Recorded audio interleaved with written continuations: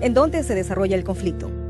En la Franja de Gaza, un territorio en Medio Oriente de 362 kilómetros cuadrados que tiene frontera con Israel, Sinaí en Egipto y el mar Mediterráneo.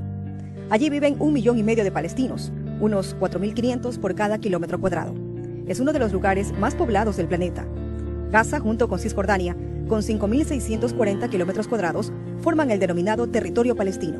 Israel tiene 27.770 kilómetros cuadrados de territorio.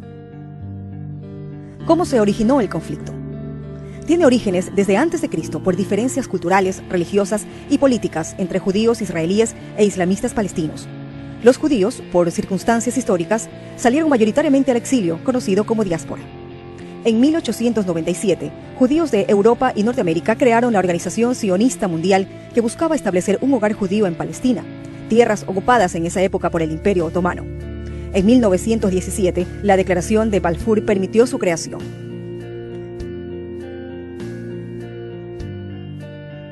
Durante la Segunda Guerra Mundial, miles de judíos migraron hacia Palestina y la población judía aumentó. Debido a sus diferencias, en 1947, cuando Gran Bretaña entregó Palestina a la Organización de las Naciones Unidas, esta se dividió en dos partes casi iguales. Los judíos proclamaron la existencia de Israel en 1948, mientras que lo que hoy es Jordania, Egipto, Líbano, Siria e Irak la rechazaron y declararon la guerra en ese mismo año, atacando a Israel. Luego de 15 meses de conflicto, Israel conquistó el 78% de tierras antes palestinas y se desplazaron 700.000 palestinos árabes. En 1967, Israel y una fuerza creada por Egipto, Jordania, Irak y Siria pelearon en la Guerra de los 6 días. Los israelíes se quedaron entonces con el Sinaí, Gaza, Cisjordania, que luego del Tratado de Oslo pasaron a ser territorio palestino, Jerusalén del Este, incluyendo Ciudad Vieja y los Altos del Golán. Los años siguientes continuaron los enfrentamientos, pero no alteraron el mapa geopolítico.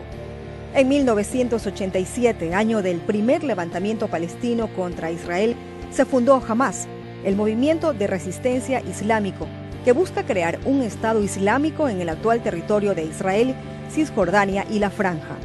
El movimiento es considerado terrorista por la ONU. En 1993, Palestina e Israel firmaron el Tratado de Oslo, en el que los islamistas reconocieron a Israel y estos a la Autoridad Nacional Palestina, organización creada para gobernar en la Franja de Gaza y Cisjordania.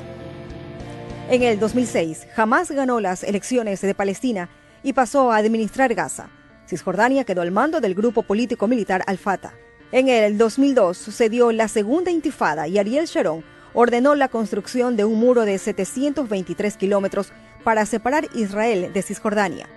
El muro se construyó en un 40%. El combate de más alcance fue entre diciembre del 2008 hasta enero del 2009, que provocó la muerte de 14 israelíes, unos 1.300 palestinos y más de 5.000 heridos. En noviembre del 2012 se firmó un alto al fuego luego de un segundo conflicto en la franja. Ese año, Palestina fue aceptado como Estado observador por la ONU, aunque hasta hoy Israel maneja el espacio aéreo y marítimo de ese territorio. ¿Por qué hubo un nuevo ataque? Comenzó cuando Al-Fatah y Hamás hicieron un acto de unidad en abril pasado. Según los grupos, el pacto busca crear un gobierno para convocar a elecciones en el 2015, pero Israel lo consideró como el final de las conversaciones por la paz. El 30 de junio se confirmó el asesinato de 3 jóvenes israelíes secuestrados en Cisjordania. Benjamín Netanyahu, primer ministro de Israel, acusó a Hamás del secuestro y en venganza los ultraderecha judíos quemaron a un palestino en Jerusalén.